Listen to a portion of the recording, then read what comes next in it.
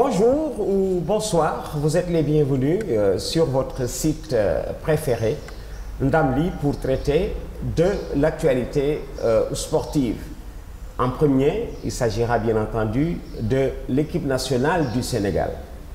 C'est une équipe du Sénégal qui fait reparler d'elle après sa brillante qualification. Le terme n'est pas très fort.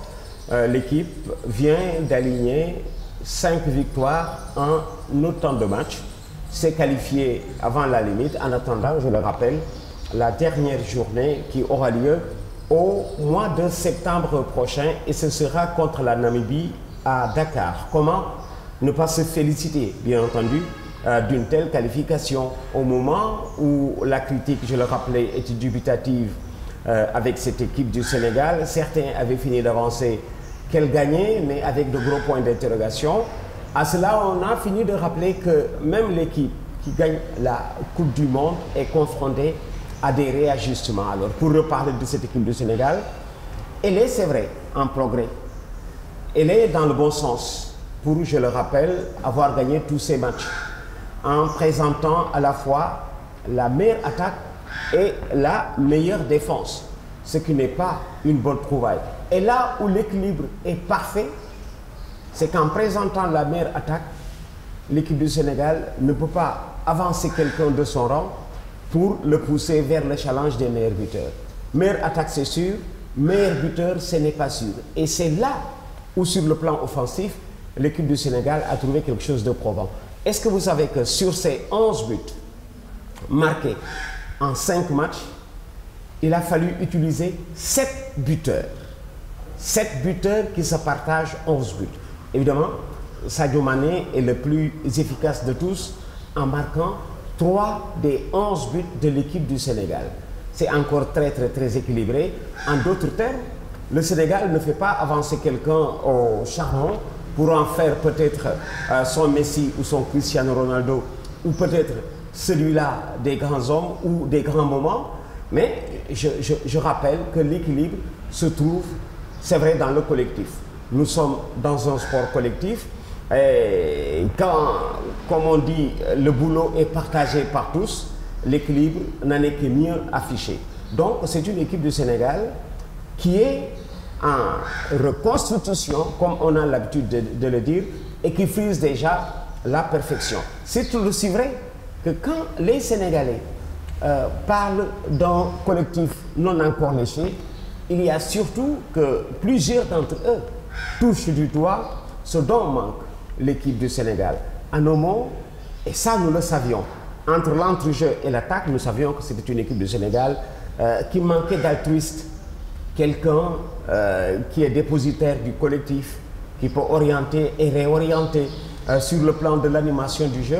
Mais ce sont, comme on dit, des choses qui arrivent au fur et à mesure que l'équipe gagne en confiance à partir de ses victoires. C'est vrai que le bilan que nous présentons aujourd'hui n'est pas un bilan anticipé, puisque l'équipe a fini de se qualifier. Quoi qu'il arrive, dans le match du mois de septembre prochain, l'équipe du Sénégal a fini d'assurer sa prochaine qualification pour la prochaine Coupe d'Afrique des Nations. C'est tellement juste que les joueurs aujourd'hui ne parlent même plus de cette qualification. Souvenez-vous, les Sénégalais ne sautent plus de joie face à une qualification.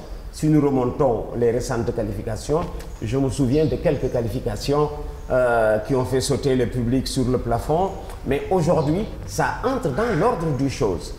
Les Sénégalais vous disent d'ailleurs, même pour ce qui est de la Coupe du Monde, le football sénégalais, compte tenu de la richesse de son effectif, doit pouvoir régulièrement se qualifier. Alors, pour le moment, nous sommes en face d'une équipe qui est en progrès. Aliou Cissé a peut-être eu raison dès le début quand il a été critiqué sur sa base qui chancelait, c'est-à-dire sur une base de joueurs qui pouvaient changer du jour au lendemain. Je rappelle que la richesse de l'effectif peut l'autoriser. Une équipe nationale qui peut se passer de El Hadji Diouf ou de Khalilou Fadiga, c'est très bien.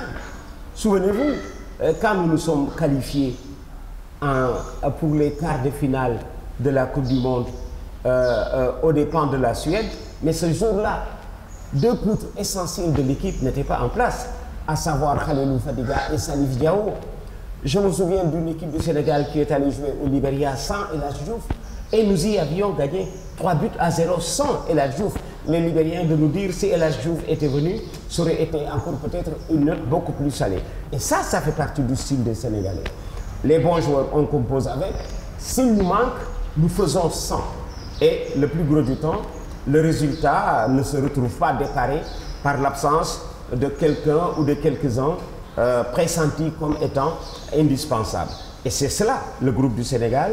Et voilà comment Aliou Cissé a eu raison de ne pas tout de suite plonger, comme on dit, une ossature, parce que l'ossature vient d'elle-même. Elle vient, comme on dit, de la vérité du terrain. C'est vrai que la base aujourd'hui, elle est en train de se préciser. Tenez, Aliou Cissé a utilisé 25 joueurs aujourd'hui, 25 joueurs en 5 matchs. Quand on vous demande sur une liste devant aller en compétition ou à la CAF ou à la Coupe du Monde, quand on vous demande d'y coucher 23 joueurs, eh bien, vous êtes tenté de dire, mais cette base, souvent réclamée par Aliou Cissé, se trouve dans le 25 et non dans un 11 qui paraîtrait inamovible. Alors, je disais donc qu'Aliou Cissé a utilisé 25 joueurs en 5 matchs.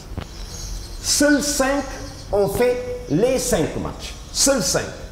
Seuls 5 joueurs ont fait les 5 matchs. Ce sont Karabouch, ce sont Papiaï Souaré, Idrissa Gana Gueye, Sadio Mané et Moussa Konaté.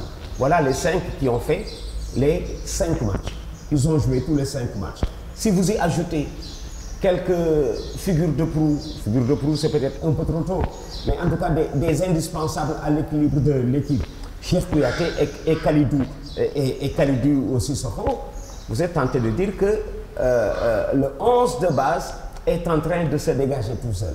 Et d'autres entraîneurs auraient dit à Aliou Cissé, vous tendez vers la perfection, élargir un groupe à 25 joueurs, faire 5 matchs avec, seuls 5 ont pris part aux 5 matchs dans l'ensemble. Cela veut dire disposer d'un effectif interchangeable. Les absents, on les oublie. Et ce n'est pas aujourd'hui que nous avons fini de faire cette remarque. Où est Moussa Sow?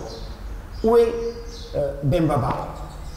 Il y a encore un an, il donnait le profil d'attaquant incontournable. Aujourd'hui, l'équipe du Sénégal est en train de jouer sans faire tomber dans l'oubli cela, puisque la porte est ouverte à tout le monde. Le retour doit passer par leur performance de club. Alors cela veut dire que le football au Sénégal, c'est un jeu essentiellement collectif. Les Sénégalais le comprennent. Les bons joueurs seront avec nous quand ils sont disponibles. S'ils ne sont pas là, avec le collectif disponible, on fera avec. Alors voilà à peu près ce qui se dégage. Et Aliou Cissé a eu raison de composer avec un groupe élargi, parce que 5 matchs, 25 joueurs, seuls 5 ont pris part. Ceci atteste d'une interchangeabilité sans laquelle vous ne ferez pas long feu en Afrique. Alors, donnons encore du temps à l'équipe, laissons le temps à cette équipe de grandir. Après cette 6e journée, au mois de septembre, nous aurons une vue beaucoup plus large. Tenez, aujourd'hui, on parle du Sénégal comme devant être dans le chapeau de base de la prochaine Coupe du Monde. Si vous jetez un coup d'œil dans ce chapeau de base, certainement le Sénégal est l'un des rares pays d'Afrique à n'avoir jamais gagné une Coupe d'Afrique des Nations et à se retrouver à ce niveau de la sélection des meilleurs footballs dans le continent. C'est, comme on dit, une distinction qui ne porte pas son nom, et pour l'été, il faudra un jour gagner la Coupe d'Afrique. Nous avons fini de le rappeler. Le Sénégal est considéré comme étant un grand pays, alors qu'il n'a encore jamais rien gagné. Pourquoi est-il considéré comme étant un grand pays de football?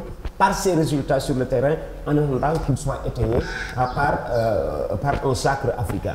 Alors donnons le temps à l'équipe, comme je le disais tout à l'heure, de grandir et certainement de donner davantage satisfaction aux puristes que vous êtes. En attendant, vivons ce qui reste à vivre, la prochaine journée de qualification et l'approche de la constitution des poules de qualification à la prochaine Coupe du Monde de football. Merci d'avoir fait confiance à ce site qui vous appartient. et à la prochaine pour un tout autre sujet d'actualité.